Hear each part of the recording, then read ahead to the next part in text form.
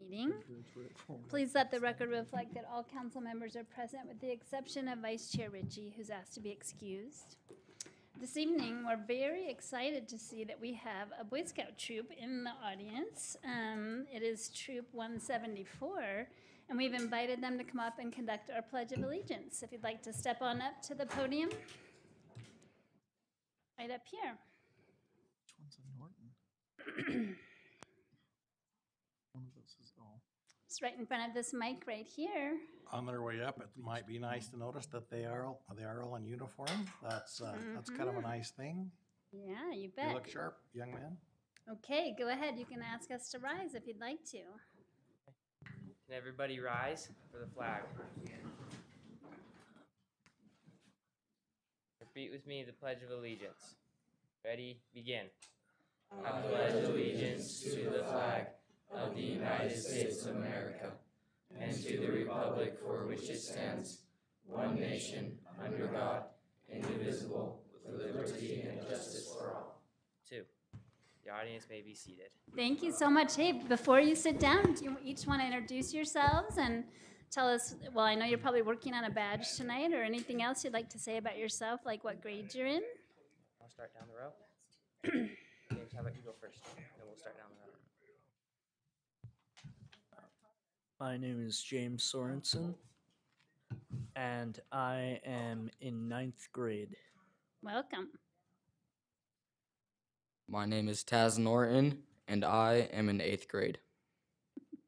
I'm Porter Lewis. I'm a sophomore at Ogden High, and I like doing sports. Nice. Awesome. I'm Ethan Reeves. I'm in 8th grade, and I like playing baseball. Awesome. And would you like to introduce yourself, the Yes, scout leader? I'm the assistant. On the mic, if you don't mind. We have people online that can't hear Sweet. otherwise. I am the assistant scoutmaster for Troop 174, and we're all from the Ogden East area. Troop. Awesome. Well, welcome. Thank you again so much for coming and for conducting the pledge for us. Thanks. As they're being seated, please join us in a moment of silence.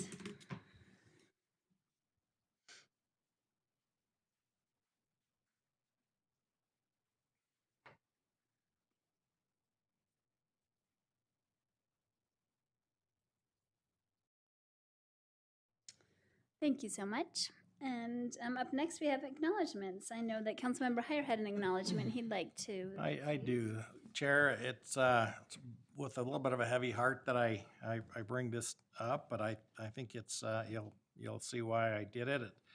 Kenneth L. Ford, who was kind of near and dear to the city, passed away Friday, and but he was a remarkable man in that he volunteered so much of his time in his life.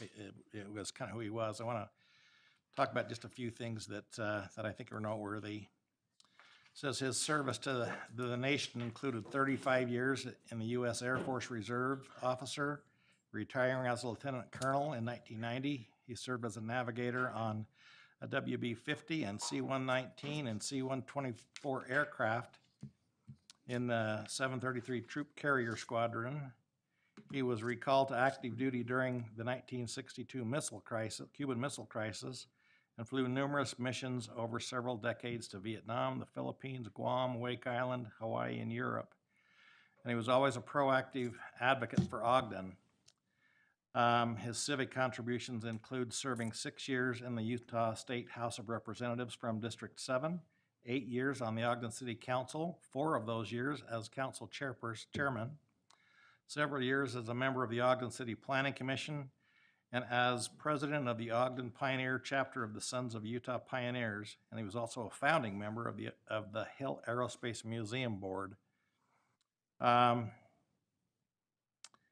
He had a proactive and long-lasting influence on thousands of students in Ogden City Schools, where he served 30 years as a geography teacher, assistant principal of Hillcrest Elementary School, principal of Central Junior High School, principal of Mount Ogden Junior High School, and on the district staff, he was a charter member of the Ogden School District's Foundation. And while he served so much in public service, he gave equally as much to his church and many service opportunities that he filled in his church.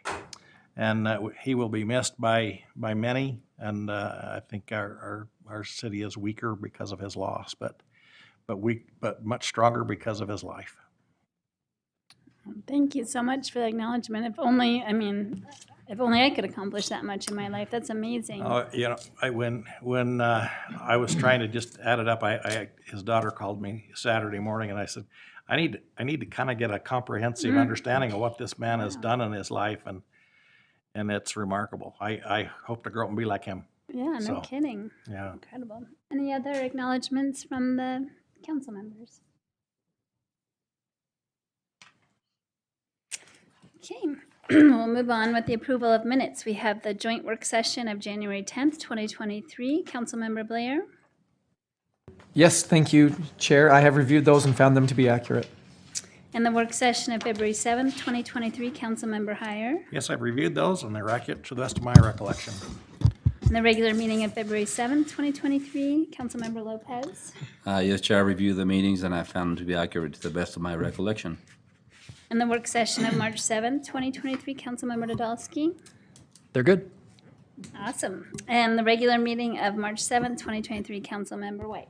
Yes, Chair, I've read those and found them to be accurate, and I make a motion to approve the minutes. Second. We have a motion from Councilmember White and a second from Councilmember Blair to approve the minutes. All in favor? Aye. Any opposed? Thank you so much. Great. So we have up next the public hearing, the fiscal year 2024 annual action plan amendment number 1. And we're happy to welcome both Kathy Fuentes, the senior community development coordinator, and Jeremy Smith, the community development manager. Welcome. Hi. Happy to be here today to talk to you about our annual action plan amendment 1 for fiscal year 24. Just to bring you, as a reminder, every 5 years we do a consolidated plan, also known as a CON plan. This is our application to HUD for 2 federal grants, CDBG and home grants. It also uses a strategic planning tool to help us identify housing needs, community development, and economic development needs here in the city.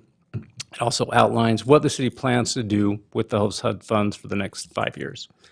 So every 5 years we do that. Every year we do an annual action plan.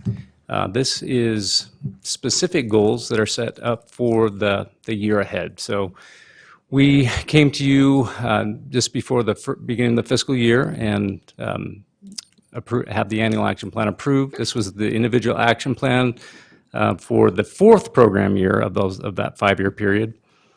This also helps determine the programs and projects that will be funded.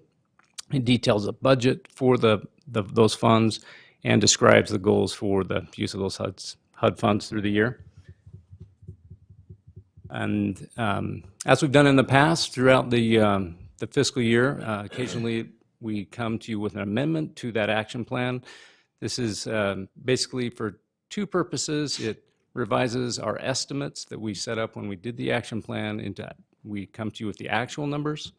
And it also gives us an opportunity to update any program or goals, changes that need to be done. So for this amendment, we will be talking about revising the budget carryover for estimates to actual and updating the home choto and admin budgets for the program requirements. We're also increasing the Own in Ogden program budget to $600,000 and increasing our goal from 25 to 50 down payment assistance loans. The summary of that looks like this. The HUD budget would ultimately decrease by $34,385. Those changes are basically what I talked about before, where we're taking the estimates and coming back with the actuals that we've had so far this fiscal year. That's a $1,366,215,000 increase in program income. That's the updated program income estimates that we expect for the remainder of the fiscal year. It's a decrease of $1,600,908 in carryover, and then a $200,309 increase in program income carryover. The program income funds received in the prior year but not spent before the end of the last fiscal year on June 30th. And this is a summary of all the changes in the Community Development Division. What we're looking at here is the Own and Ogden program, as I mentioned, would increase $350,000. That goal would then also increase from 25 to 50 down payment assistant loans. We're not proposing any change to the emergency home repair program. The target area public improvement program would decrease by $172,324. Our CHODO, Community Development Housing Organization, would increase by $59,856. The federal funds in the Quality Neighborhoods program would decrease by $600,167. Our HELP, which is a non-federal funded program, would increase by $30,513. No change to the Home ARP allocation plan. Our CDBG Home ARP admin funds would increase by $212,370. The overall community development total for this amendment would be an increase of, would be, not an increase, but the budget would be $7,747,598. For the business development division, there would be no change to the special economic development project, small business loan program, or micro enterprise loan programs. There would be an increase in the CV Business Recovery Fund of $180,607. The CV Business Recovery Fund for micro enterprise would be decreased by $34,376. There would be an increase of $196 for the CDBG CV admin. And the business development total budget would be $1,531,595. As far as our program changes, as I mentioned, our Own and Ogden program currently has a budget of $250,000 worth of home money in it. That would that goes for 25 down payment assistant loans. Our proposal is to increase this budget to $600,000 for the current fiscal year. $500,000 of home funds would be used, an additional $100,000 of home match funds would be used for this. That increases our goal to 50 down payment assistant loans for the fiscal year 24.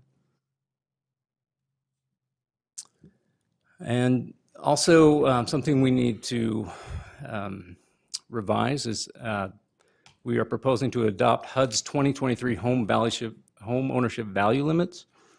HUD home ownership value limits are set by HUD and limit the maximum purchase price for home-funded housing projects. The Annual Action Plan 24, we adopted the home value limits from a 2022 housing market study that we conducted. HUD has now published their home value limits for 2023. That has increased now the value limit to $428,000 for a single-family home. So we're proposing that in this amendment, Annual Action Plan Fiscal Year 24, that we adopt HUD's 2023 home ownership value limits.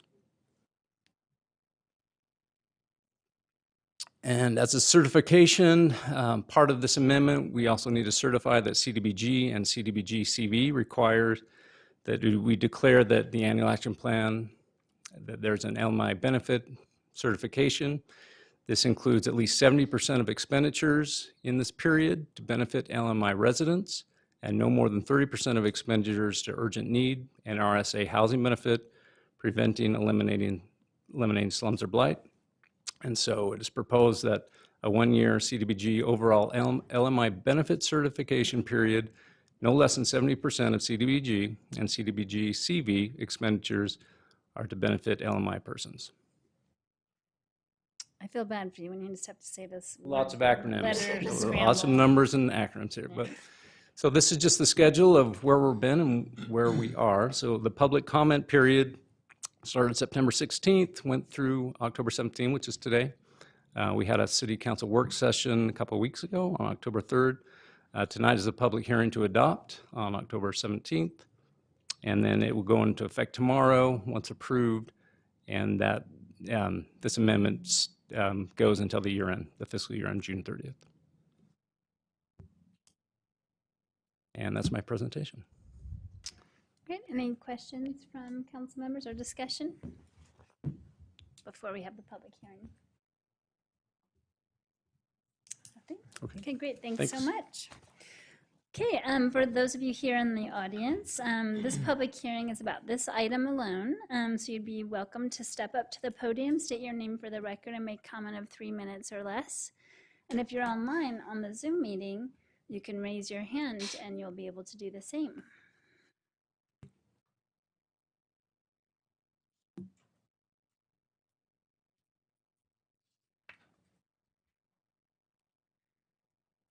Chair, since I see no. There's one hand online. I apologize. Oh, it just came up. Councilmember. Okay, sorry about that. I think we'll go online. I see no movement in the chamber to Angel Castillo.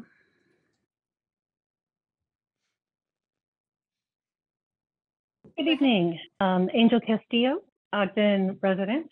Right out of the gate, I'm going to suggest that I'm sure you will approve the changes that are part of our program.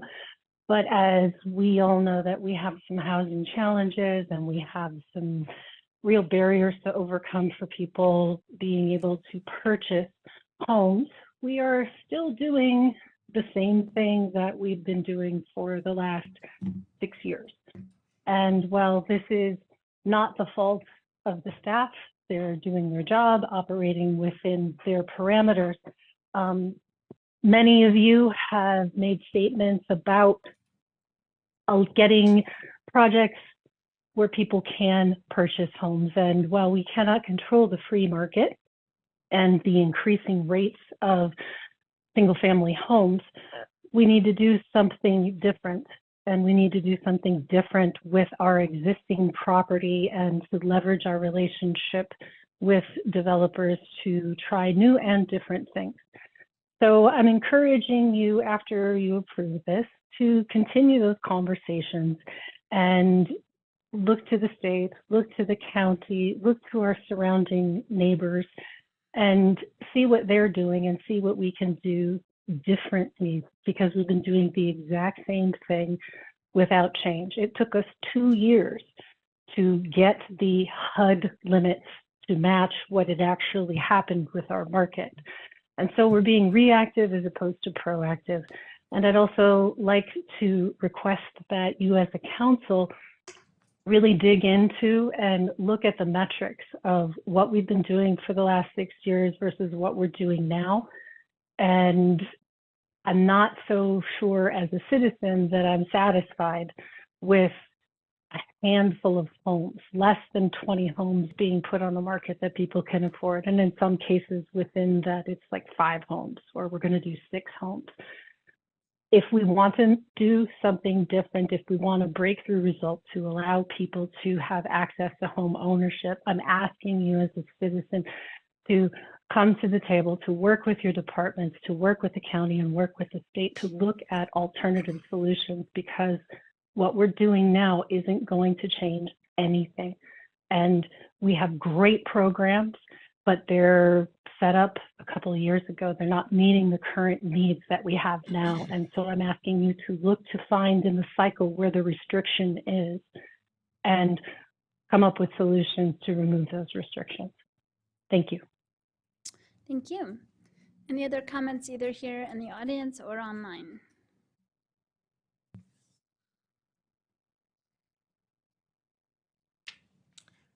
Chair, seeing no hands online, seeing no movement in the chambers, I would make a motion that we close the public hearing on this item. Second.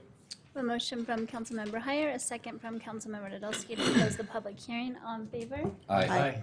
Any opposed?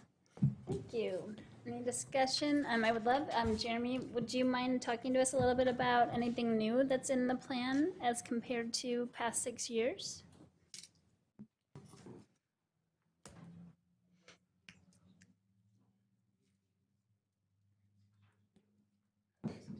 So I apologize. So you're referring to the con plan. So every 5 years we do a new con plan. So you're asking what the difference is to before that? Just in regards to the comment that the constituent made about us doing the same thing over and over again. Okay. Well, our program has been consistent as far as tried and tested what we've done with this federal money. HUD's very particular about the use of their funds, and so being creative with them is a challenge. So they've pretty much outlined what you're eligible to do with these. We feel like we've really set up programs that do reach out to our citizens and provide opportunities for home ownership. We of course would love to do more.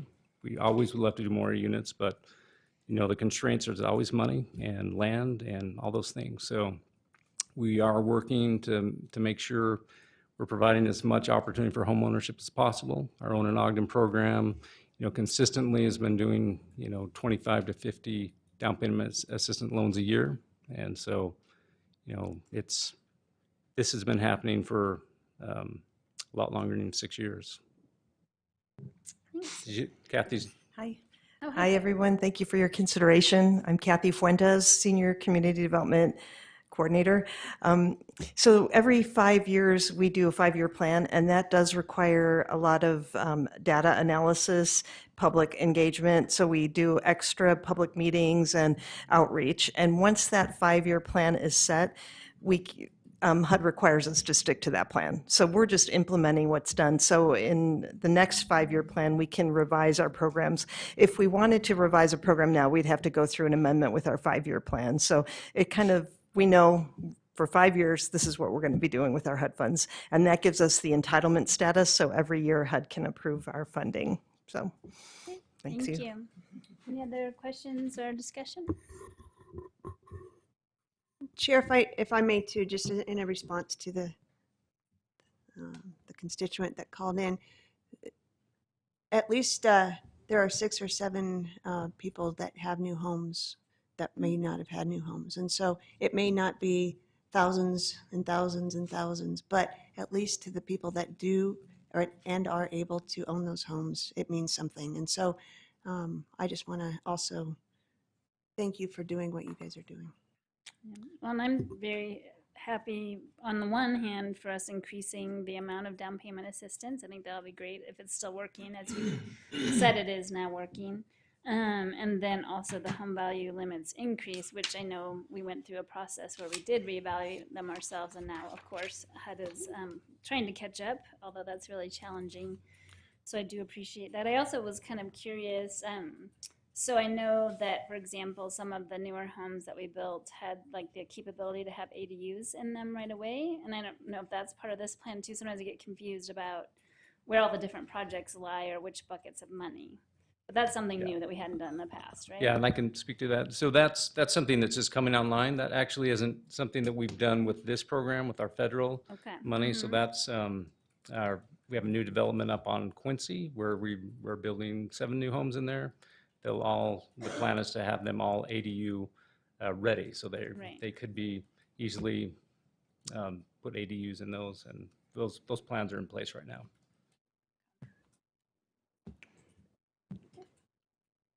I don't see any more questions. Thank you so much. Okay.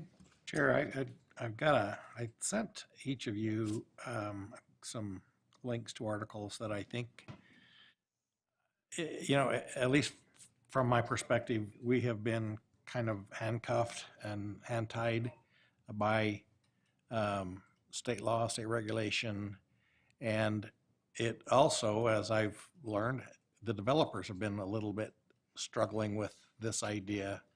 And these 2 articles, and I'm sure there's many, many more, but I think we needed to start a discussion amongst ourselves as to how we use our political capital, if it will, to affect change at a state level. Those 2 articles, if any of our constituents want to read them, there's one called The Housing Market Needs More Condos. Why are so few being built? That was published by urban.org. And then there's another one, Why Seattle Builds Apartments, but Vancouver, British Columbia Builds Condos. And that one's a little older. That was in Sightline.org in 2017. But both of those articles kind of explain some of the tax implications and reasons developers do what they do. And I think if we can maybe lobby our state legislators with some real solutions, certainly I don't think we're the only community that's trying to figure out how to come up with some product that people can buy and start to develop personal wealth. anyway, just that's a response to our comment. I just want our people to know that we are very mindful and pretty motivated to find solutions to the problem of only rentals going in. So anyway, just wanted to say that. Thanks. Yeah, thanks for sharing those articles. Well, if there's no more comments or discussion, I'd be happy to entertain a motion. Well, with that, I'll make a motion that we adopt Resolution 2023-19. Second. I have a motion by Councilmember Heyer, a second by Councilmember White to adopt proposed resolution 2023-19, and this is a roll call vote. Councilmember Blair? Aye. Councilmember Heyer? Aye. Councilmember Lopez? Aye. Councilmember Nadolski? Aye. Councilmember White? Aye. Chair Chaburka? Aye. And that passes. Thank you. And I'm really looking forward to, we're going to be setting up a work session, where we can talk about some of the different types of challenges that we're having in this space too. So I'm really looking forward to that. Okay, up next, we have a report from the administration, the consideration of the appointment of Lisa Stout as the Management Services Director for Ogden City. And we welcome Mayor Mike Caldwell to present, and then we will have a public input period after his presentation. Well, thank you very much. I don't know how many more opportunities I'm going to have to present to this. We can call you up every week if you want. Well, you can call me up. I don't know that I'll attend. I still have, at the end of the day, some form of self-discretion. But it's an honor for me to be here today and to present to you for the Management Services Director, Lisa Stout. We had a work session last week, and we've had an opportunity to answer and ask a lot of questions and everything else. But I felt it was really important to me to be here to say thank you to Lisa for what she has done for our city, for our budgeting, for everything else. She has been an outstanding employee for a long time, and it is my honor. You've read her resume. I'm not going to read that or regurgitate it or anything else, but Lisa Stout, you've been amazing for the city. You've been a phenomenal employee, confidant. You've listened to all the budget retreats and everything else that we've had, and you've given us great direction on that.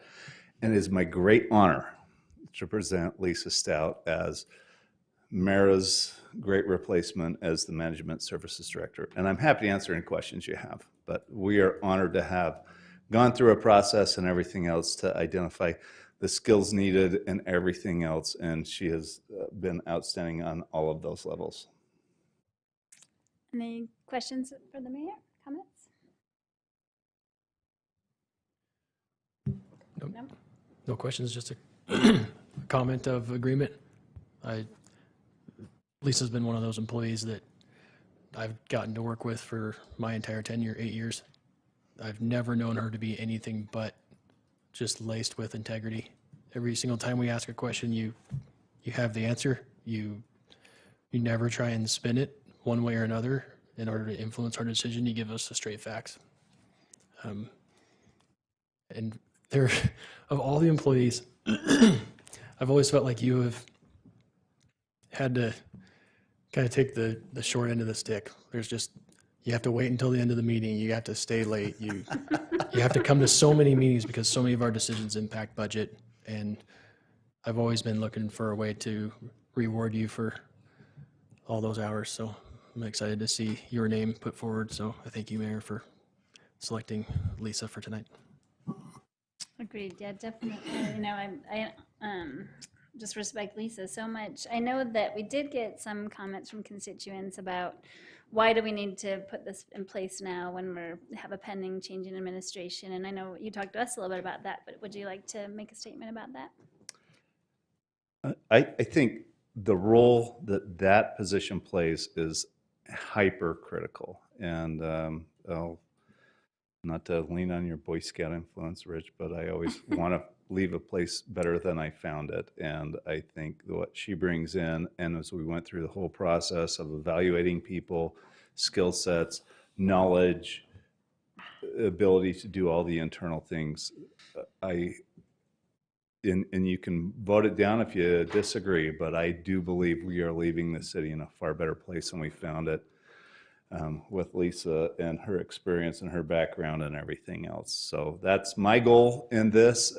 People can play politics with that if they want and say, well, we should wait and we should do this, we should do that. This is the best person for this position, and I'm presenting that for your consideration. Thank you. Any other questions? I have a comment. Oh yeah, please, question or comment.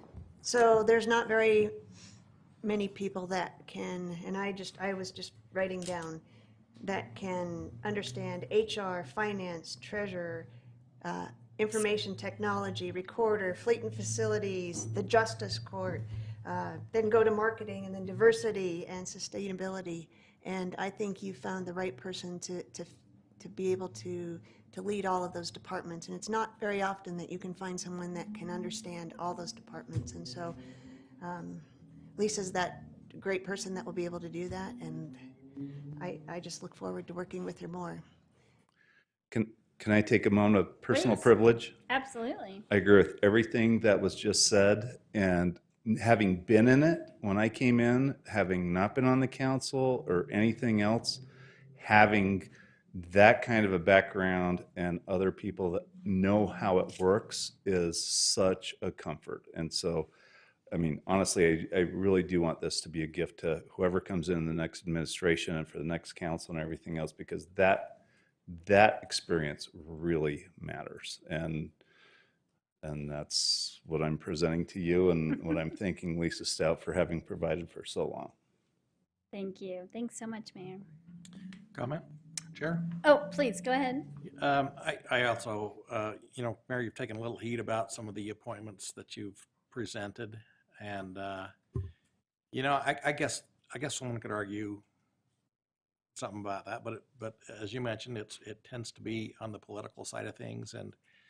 But I appreciate your motive on, as the outgoing mayor, you're not going to be there after January, that you do put people in place that do have that stability. And as was mentioned, Lisa's she checks all the boxes, but not just checks the boxes. I mean, there's the integrity, the personal work ethic that goes along with that woman.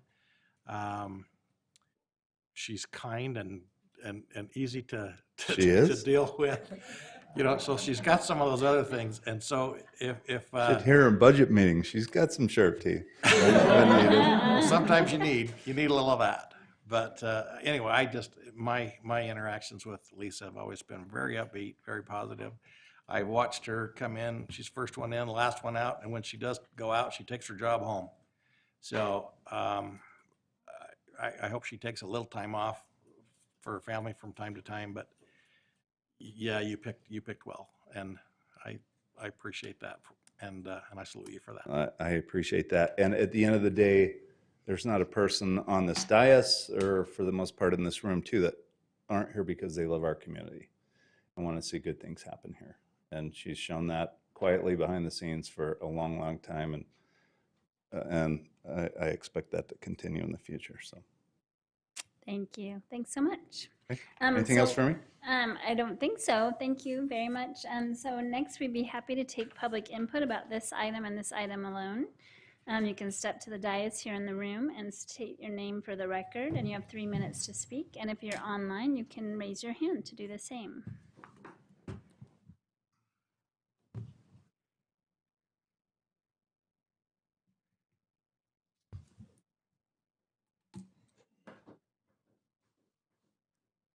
Welcome.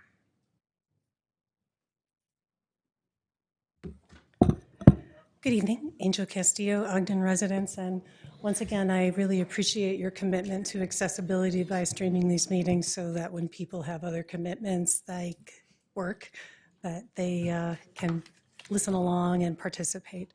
I really appreciate that. It's one of the things that you do very well. You have been consistent over the last 6 years with saying that you are committed to meeting people where they are in transparency, and you could have taken this all away after the pandemic, but you didn't. And so I'm very grateful for that because it allows everybody to be able to participate. I've watched Lisa since 2018.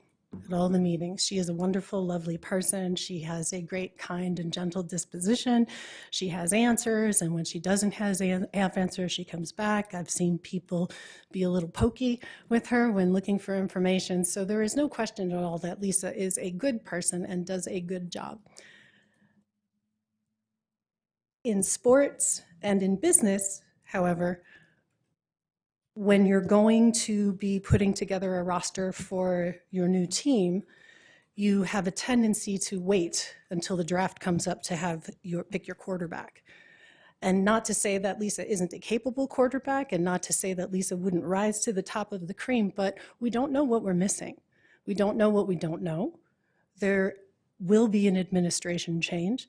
Both of those people in the running for that position have very different outlooks. And it just doesn't seem appropriate to me to be able to make a decision about such a key position and then possibly put someone who is a dedicated and loyal employee in a position of taking a position and then possibly being removed from that position. We're talking less than 60 days. And so I just think that that's something that should be considered clearly. You're going to appoint Lisa, but I think that we should be thinking forward instead of right here, right now, and making sure that you accommodate the administration that comes in because they're running because they want to change something. They're running because they believe that they can do better. And I would hate to see somebody put into a position and taken out of the position. Again, absolutely, I have watched Lisa since 2018. And she is a fine person, but it's the same thing that we do with RFQs and RFPs. If we don't widely spread them, we don't know what we're missing. And so I encourage you to think about that. Thank you. Thank you. Any other comments here in the room or on the Zoom meeting?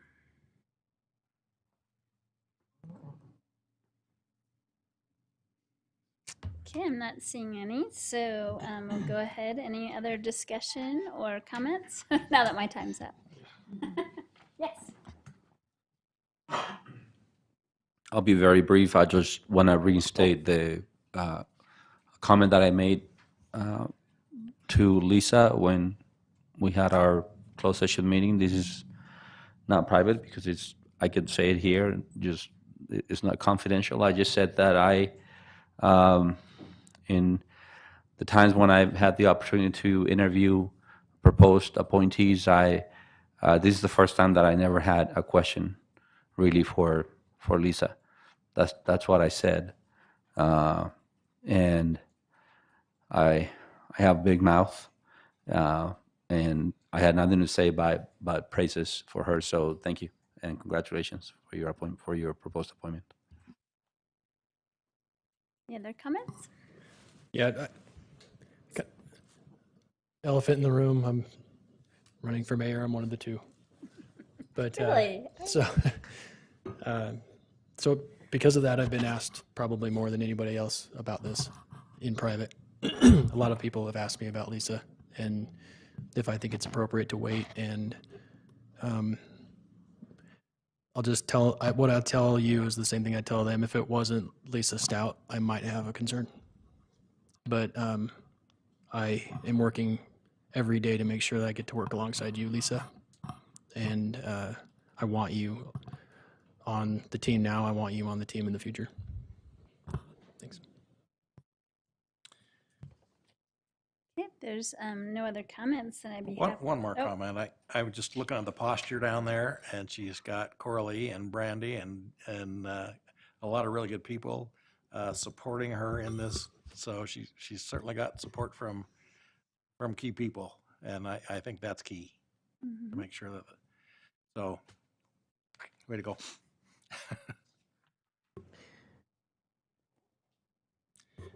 So I want to make a comment because I think one of the things, and I have grappled with that too, there's only so many weeks left until the new mayor is elected. And I think one of the things that I realized, and it was actually when Mara Brown was appointed, and I went through that same grappling of, now there's only a couple of months. And here's what I grapple with, and I just want to put this out there because I think in my head, why are we tamping down somebody to stay in a position because of fear that a new mayor may come in and change that person, when that person really wanted this job? They applied for it, they went in with their eyes wide open to this job, they know that they can do the job. So what is it about us that says we should make sure that that person stays in a position that they're currently in because there may be change on the way? And I just think that that's just wrong when somebody thinks that they can do a job, they applied for the job, and they've made it through 4 or 5 people that interviewed quite a few people. And it's not up to us to say what is their reason for applying for this job. It's their reasoning for why they applied for the job. And so that's where I'm at, even though that we may have a mayoral change and they may change your position, but she's going into it with her eyes wide open. And it's not us, it's not incumbent on us to make that decision. So it's our decision if this is the right person or not whether she only has 2 weeks or 3 weeks in the job. For sure. Well, and hopefully longer. But yeah, and especially because that job is so big. I mean, somebody's got to do it. Is Mayor supposed to be doing both jobs right now, or what's the? No. I don't think so. Right? No, yeah. No. that's not Exactly. fair. Yeah. Exactly. So, I agree with you too, because I've definitely grappled with that, and I honor their willingness to step into that position. I hope I will do that one day too for different things. But okay, great. Well, I'd be happy to consider a motion. Chair, I'd be happy to make that motion that we appoint Lisa Stout as Management Services Director for Ogden City. Second. A motion by Councilmember Heyer, a second by Councilmember Nadolski to consider the appointment of Lisa Stout as the Management Services Director for Ogden City. I don't know if there's any more discussion before we do the vote. Nope. And it's a roll call vote. Councilmember Heyer. Aye. Councilmember Lopez. Aye.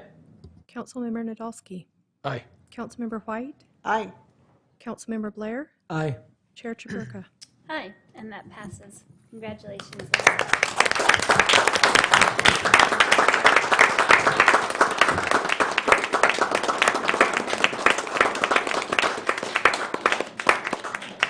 I think we're at a call for a speech. Would you like to make any comments? I'll ask you if she'd like to. Speech.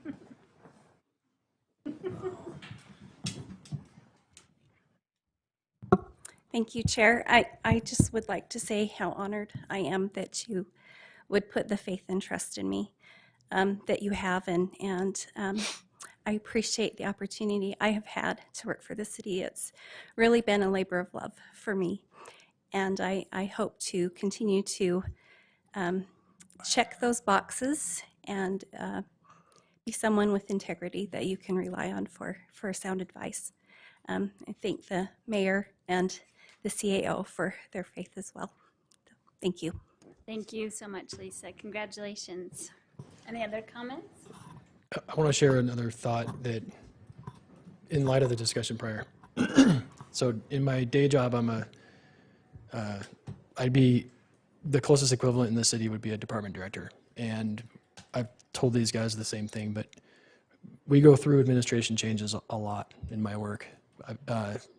Ultimately, we all report to a governor appointee, and the governor appointee appoints my director, and then the governor has to approve that. And I've been through quite a few administrative changes, and they're really nerve-wracking for the staff, especially for the department director level, where I don't have any employment protection. I work at the pleasure and the will of the director. And so, being a father of 2 girls and young kids, just working to raise a family, still have a number of years in my career, it's nerve-wracking to go through that kind of change. And so as a workforce of about 600, we talk about the ebbs and flows of the politics. And we always hope that the politics don't dip down to us. But oftentimes they do. But it's really important for an organization to maintain the consistency and the expertise that you have on board. Just because the same people stay in the ranks doesn't mean that things can't change. We all have to pivot when our leadership changes. And as long as my leader is not asking me to do something that's unethical or illegal, and it's something that I think is responsible and that we can do, that's something that I want to help implement, because that person is put in that position for a reason. So it shouldn't be any different here at the city. They're good people here. They're working in the direction that is provided to them by their leadership, and they're working with the empowerment and those sideboards that are given to them in their position. And as a city, I think that we would be a lot stronger and a lot more stable if we didn't wax and wane with the politics, but we could make improvements where improvements are needed for improvement's sake, not for political sake. And so when I consider this appointment, Lisa, I see you as someone who's open-minded, who's forward-thinking, who's willing to look outside of our own practices and to hear what new direction and new expectations might be provided, and to want to find a way to make it happen, to find a way to make it work for Ogden. Because we're listening to people, they're giving us feedback, and it's overwhelming. And I'm going to need your help if I'm here with you to do that work. And that's not a political role. That's the role of a service-oriented person. It's someone who is a public servant in all that they do. And so I just think it's important we all remember change doesn't require that we move people out and move new people in. Sometimes change requires that we have stability and consistency and expertise that knows how to make change happen too. So thank you for being that. Chair, do you mind if I say something? Please. I wasn't planning on it, but I find it interesting that we ask if there's any more discussion. Last week, when we brought you in, there was none. We were so all in favor that there wasn't even need for discussion, which speaks volumes about the service you've provided during your years here. You said you started here and were able to come back, which is wonderful. So I applaud you being willing to accept this challenge and to be willing to help the city in any way that you can. And you've done that at every step, and I applaud the work that you've done. I feel very comfortable supporting you in this new role, and I know that you'll help the city move forward again. You bring, as was mentioned earlier, this is nothing new. You bring a toolbox full of talents and knowledge and wisdom, and I'm thankful that we get to work with you at every capacity, and I'm thankful for the new role that you're going to be able to serve in. I do think, and Councilmember Heyer touched on it, but I do think it's wonderful. We've been able to go through some of this, and I don't know where it started or when it started, but I think it speaks volumes to the culture that we have here in the city, that people come and support when someone does get promoted and when someone does move up. And I applaud the culture, and I've said it before, I don't think Mayor Caldwell gets the credit he deserves for the culture he's instilled, for the people he's put in the leadership roles and the team that he has assembled. And I applaud you, I applaud your team, and I applaud all of you for not only your love and commitment and passion for our city, but for your knowledge, your wisdom, your desire to improve our city. And so it's a wonderful combination, and I speak for all of us up here. It's an honor to be able to serve side by side and to be able to watch and learn and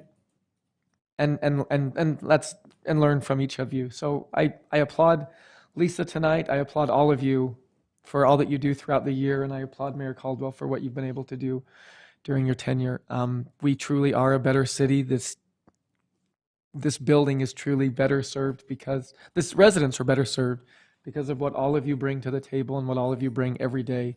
So I thank you all, and I welcome you to this new position, and I'm super excited. I'm glad it's you. Thank you. Mayor. Yep. Thank you. I did want to say a couple comments before we left the item. I did want to congratulate Lisa, and as city comptroller, she really has a unique perspective into all of the city departments, and really the heart of management services. Using taxpayer dollars efficiently and effectively, and Lisa, coming from that position as a comptroller, really will be able to contribute the insight into, being strategic, being a leader for all the city departments of just continuing that efficient and effective use of taxpayer dollars and running the city well. And I did want to also publicly thank Brandy Johnson. She has been the acting management services director since July 1st and has done an amazing job in addition to her position as the city treasurer. So I wanted to thank her for all that. Actually, she's the one that has done all the extra work in the last several months to keep that going and come to all the meetings and work with all the division managers, the breadth of divisions that you mentioned. So thank you, Brandy Johnson, for that extra work as well. We really appreciate you stepping up to do that. And that's all I wanted to say. So thank you, Council, for your comments and your support for that appointment. Appreciate it. Thank you. Any other comments or discussion?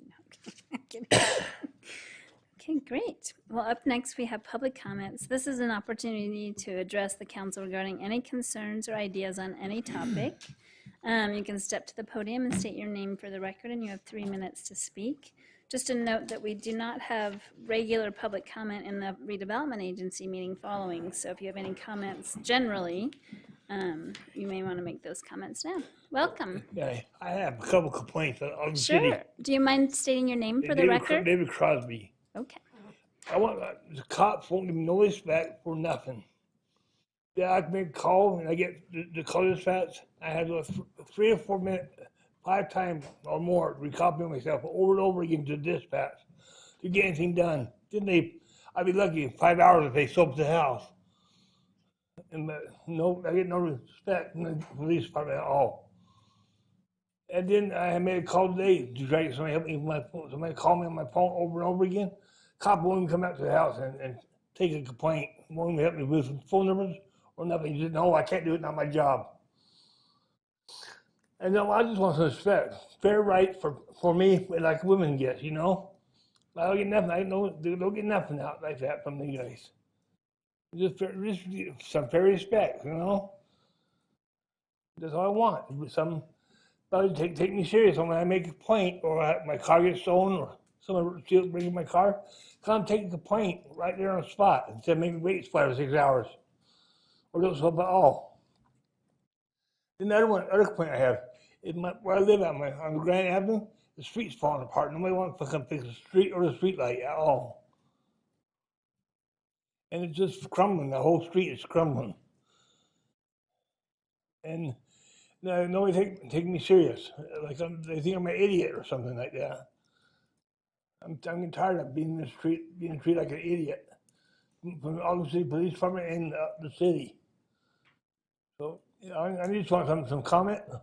If you have any comments, let me know what you want, what I could do, what I can't do. Or comment from the council. If they have any council comments, I can do. Okay, I'm just trying to wait. I don't want to take up your time while I'm talking. Do you have anything else? No, I just want some respect.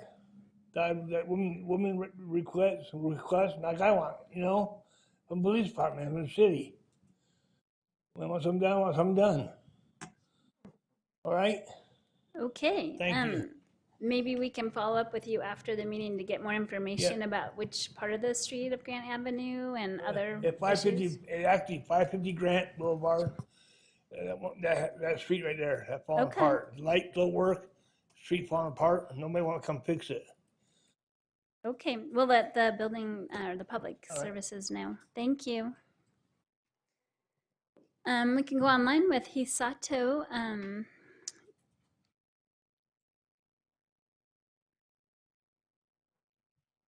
Hi. Heath Sato. Hey. Heath Sato, Ogden resident. I was a little frustrated earlier when a council member chose to use her time to make a disingenuous remark about something a constituent had said. That constituent that spoke to the housing issue thought that 6 or 7 new homes wasn't enough, not that it was meaningless.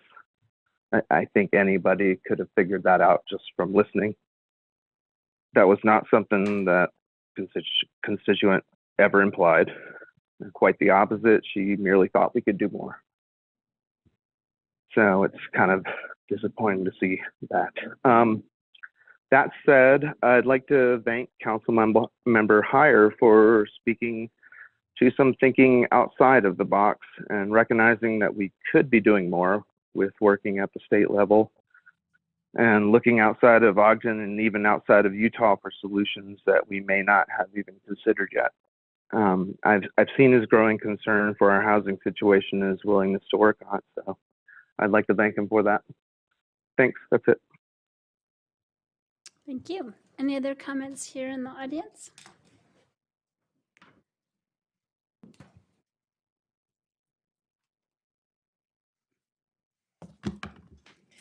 Good evening, Angel Castillo, Ogden resident.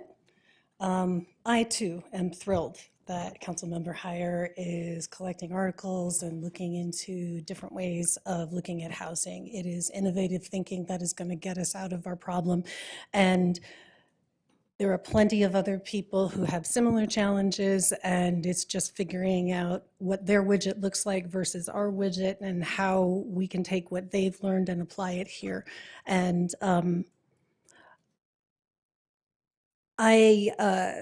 what Heath Soto just said is true. I mean, I 100% don't think that 6 homes is, worthless. Yes, those lives were changed for 6 people, or those homes changed lives for 6 people. However, I know we can do better. And I'd like to go back to the remark that Kathy Fuentes made that you can't change the plan. And then she followed it up with saying that you'll have to amend the plan. Yes, you can change the plan. It's a harder process. It's like refining your house. It's going to take some time, it's going to cost you some money, and it's not easy, and it's a headache, but you can do it. And this whole thing of what we're trying to do and increase housing for purchase and help develop or help overcome this gap that we have as an entire state that other people are struggling with. I would like to challenge Councilmember Heyer to look at our house before we look at the state, because the reason our developers can't bring it across the line is due to regulatory uncertainty. The minute a developer purchases a property, they are losing money. We had someone here that took 2 years, and we gave them property. And it's a great project, and I'm excited about that project, but 2 years. There are other states that have 90-day shot clocks. There are other cities within Utah that have 90-day shot clocks. We can remove the friction. If you're ever trying to improve a system, it's not adding things to the system, it's removing the friction. And regulatory uncertainty is the biggest #1 thing that a developer will not participate in, because they're purchasing money or they're purchasing land, and then all of a sudden the rules change. We've seen this here where people have gone through the process like that, the developers on the river with the 2-year project. The goalposts kept getting moved. If we don't have to pay developers to come in here and partner with us, we are land rich. We need to start treating developers that are qualified as the partners they can be to help us overcome our housing challenges. Thank you. Any other comments? Online or here? Yes, regular comments.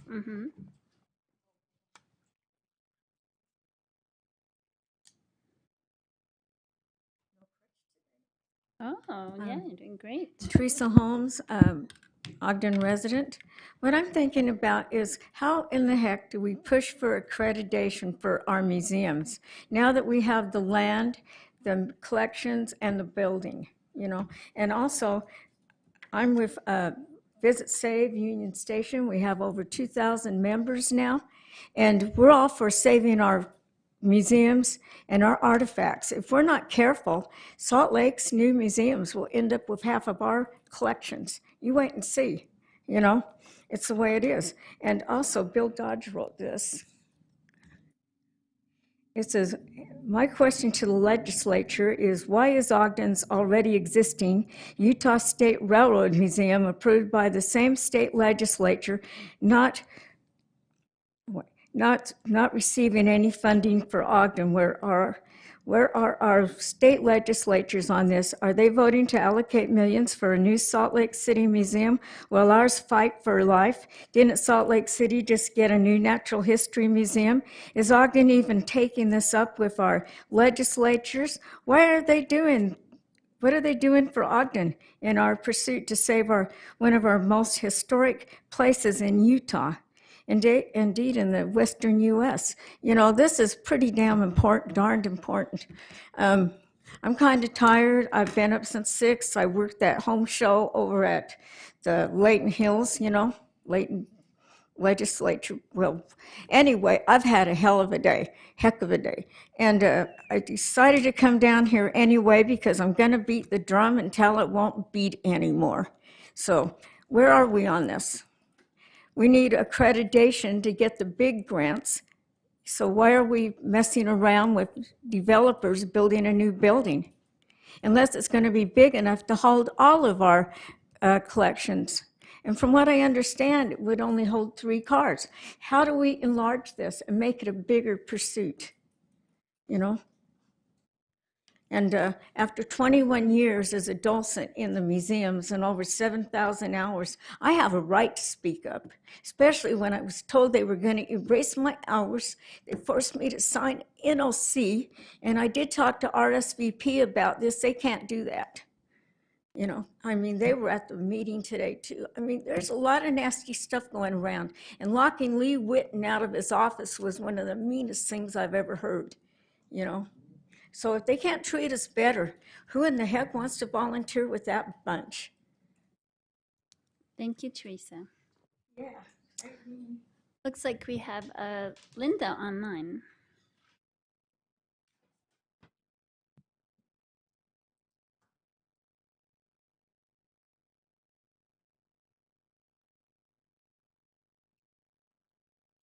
Hi, my name is Linda Sanchez.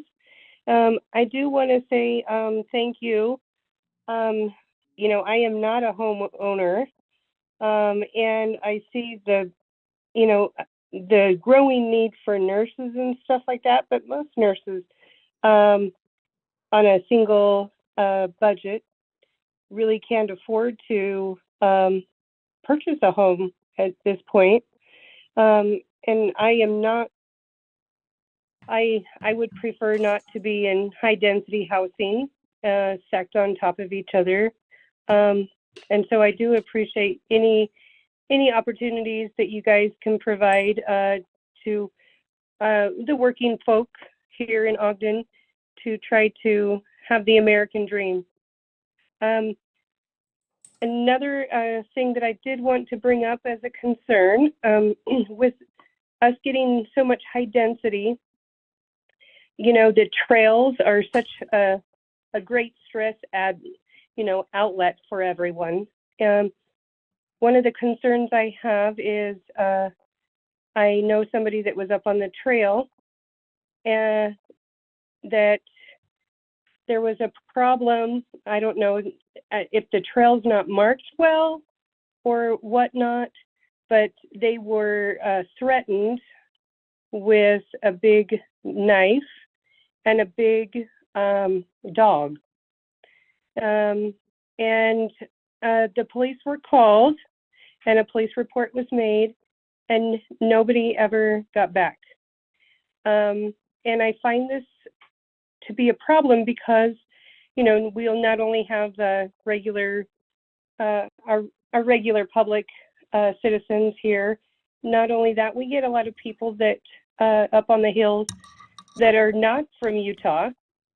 And it does kind of concern me that maybe either the trail isn't marked well, or there's just somebody that is crazy that just likes to harass people. But that is a concern that I hope can be addressed.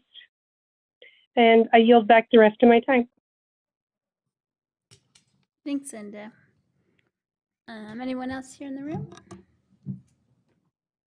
No, I'll go online to David Timmerman. Hi, this is Dave. Can you hear me? Yep. Well, good evening, everybody. I'm calling for one issue only, which has to do with our signing the agreement for the Clean Renewable Energy Program.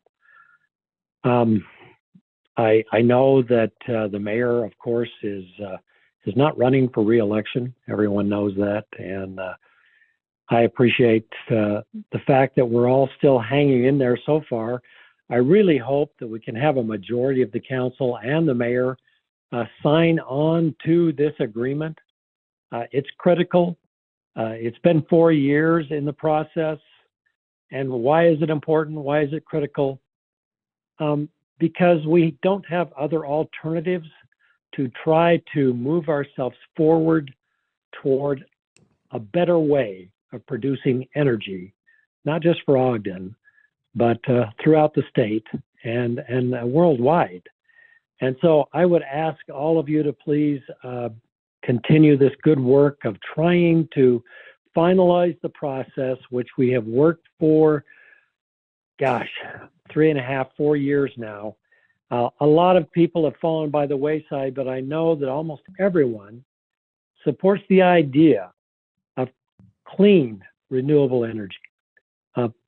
I would urge the mayor and the city council to continue, and I would especially ask Mayor Caldwell to consider this and do what I believe is the right thing, of course, which is to sign that agreement. Thank you very much for your time this evening and for the work that you all put in. Appreciate it. Thank you. Thank you. Any other comments? Come on in. Welcome. Thank you, Emily Bealey. I didn't come with a comment to make, but this last comment reminded me of discussion on this topic, which I recall was that a dollar amount hadn't been identified as to how much this would cost. So has that been resolved? Has that been identified? I'm not sure which issue you're talking about. This renewable energy the renewable plan energy. that the gentleman was encouraging signing off on, joining on, No, there's not whatever. been any definitive amount yet. So is that something that you are expecting before you're forced to make a decision? I want to make sure you use up your time if you have additional questions, and then we will respond. Okay. I guess, let me think of all the additional questions I might ask just in don't wanna use up response your to your time, me answer. too. I don't know. Yeah, I guess I'd like to hear your answer before I mean, like, what's the process? Is it possible that you would sign on to something without knowing how much it would cost? I guess that's a question. No, right now, the agreement would just be to be joining the agreement that will go forward to the commission, and then we get the final information later. Ooh, so that's like committing to something without No, knowing. we're not committing to actually signing the final resolution. We're Oh. just committing to continuing the process. I see. Okay. Well, I know fiscal responsibility is such a big, important consideration. As a city council member, I'm sure that that's really important to you. But I guess, I'm not an expert on renewable energy either, but from what I know, from what I have heard, it's like, what have you heard? I'm just concerned that there's a lot of non-renewable energy that's needed to make renewable energy. It's all about being clean, how much of the fossil fuel energy has to be used to make all these batteries and other things that are supposedly more clean. And I didn't know if you guys, I heard about how Ogden City could even own its own nuclear plant. I heard that at one of the mayoral or city council events that I went to. One of the audience members said, we could own one as a city. They're not that expensive and they create clean energy. Isn't that shocking? Like, It is I can see shocking, your face. Yeah. Because I And just so- went to a presentation recently, and I don't know about that. Yeah. I'd like to know more about it, yeah. Yeah, so I will commit to reaching out to that person who said that and seeing if they will send you specifically, and then you can forward it to the other people. Because I think it's often the case that we don't know what we don't know, as has been said earlier this evening. And if that's a possibility, it seems like it might be something you guys would want to consider.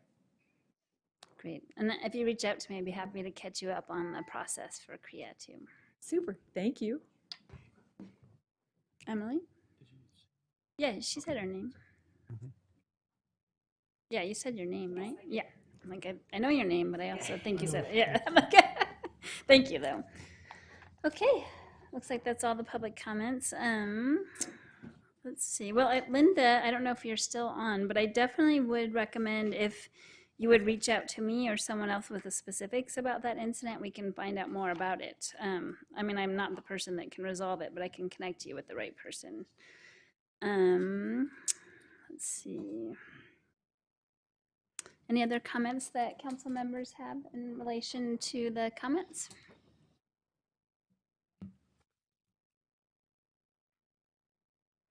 Okay. Yeah. Mayor called. Oh, Mayor called. He left. Okay. Any comments from the administration? No comments tonight, thank you. And from council members? I was just going to respond to Emily's comments. So I haven't talked to anybody that's not supportive of clean air. How we achieve that is a lot of different opinions. But I've expressed my support for clean air, but I've expressed my reservation for committing unquestionably and supporting CREA because we don't know the cost, period. I don't think it's sound decision-making to commit to programs before knowing what the cost is. So the next step doesn't require that we commit to the program, but it does commit that we take that step to get to the cost, and then we will have opportunities to step out if that's necessary based on the cost. Am I getting that right? Yeah. Other reasons. Yeah. I mean, for me, the cost is paramount. So thanks for sharing that. Sure. Any other comments? Okay, I'd be happy to take a motion to adjourn this meeting. Did we want to have executive director comments and, council member comments? Or Yep, that's what we were just did the doing. mayor do? The mayor's left. Okay, I just must have missed something. Motion I to lost adjourn. Did you have any Second. comments? No. Okay. So a motion from Councilmember Lopez, a second from Councilmember Heyer. All in favor? Aye. Any opposed? Great. We'll just reset for our meeting. I don't know if the scouts are required to stay for another meeting. They're probably riveted by all of this discussion. I don't know what gets you the badge. Do you have to stay for a certain amount of time or just one of the meetings? So we have one more meeting after this one, so. I know it's all worst case. This will make you better, scouts, I promise. This will make you better.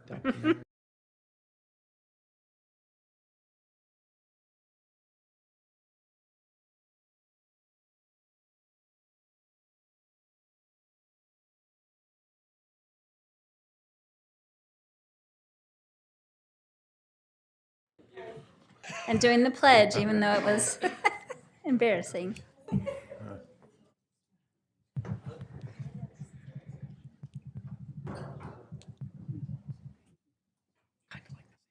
Everybody good? Oh. Oh, good. Same thing. Okay, to start? Same concept. Okay, welcome everyone to the October 17th, 2023 Special Redevelopment Agency meeting. Please let the record reflect that all board members are present with the exception of Vice Chair Ritchie. First up, we're going to consider approval of minutes. The special meeting of November 1st, 2022, Board Member Lopez. Yes, the minutes are correct, and I make a motion to approve them. Second. We have a motion from Board Member Lopez, a second from Board Member Blair to approve the minutes. All in favor? Aye. Any opposed? Great. And now we're going to consider going into a closed session. Chair, I would make a motion that we adjourn into a closed executive session for one of the requirements listed. Second. We have a motion from Board Member Blair and a second from Board Member White to go into a closed session. This is a roll call vote. Board Member Blair? Aye. Board Member Heyer? Aye. Board Member Lopez? Aye. Board Member Nadolski? Aye. Board Member White? Aye. Chair Chaburka?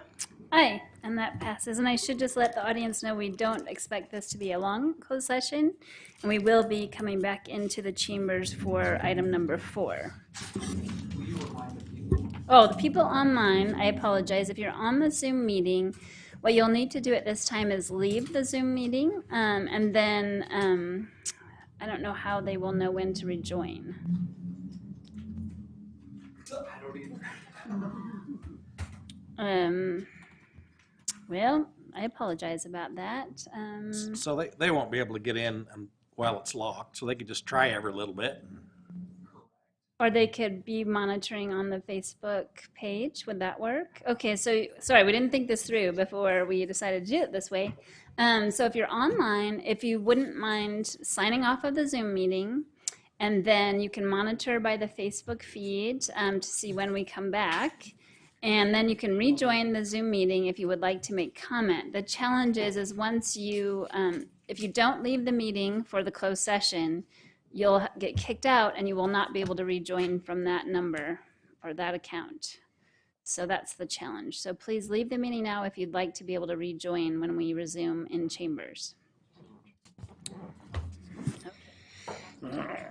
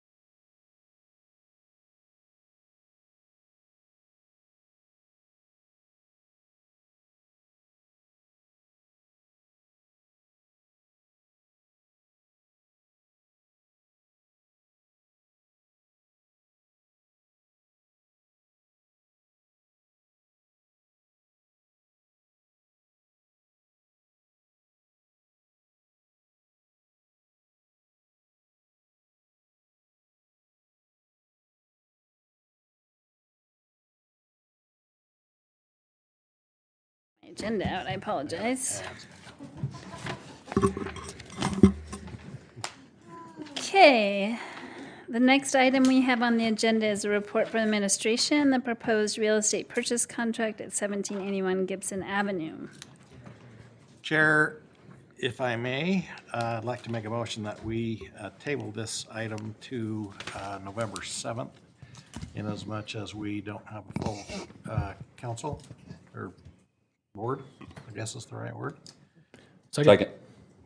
Ooh, that's so close. We have a motion by Board Member Heyer, second by Board Member Lopez to table this item to November 7th. Is that a voice vote? All in favor? Aye. Any opposed? Thank you, that passes. Any comments from the Executive Director? There's nobody over there. Nara, would you like to make any comments on behalf of the Executive Director? No comments today, thank you. Thank you, sorry. Board members, would you like to make any comments? Nope. So I'd be happy to take a motion to adjourn. Motion adjourn. We have a motion from Board Member Heyer, second from Board Member Blair to adjourn. All in favor? Aye. Any opposed? Thank you. And thank you all so much for sticking around.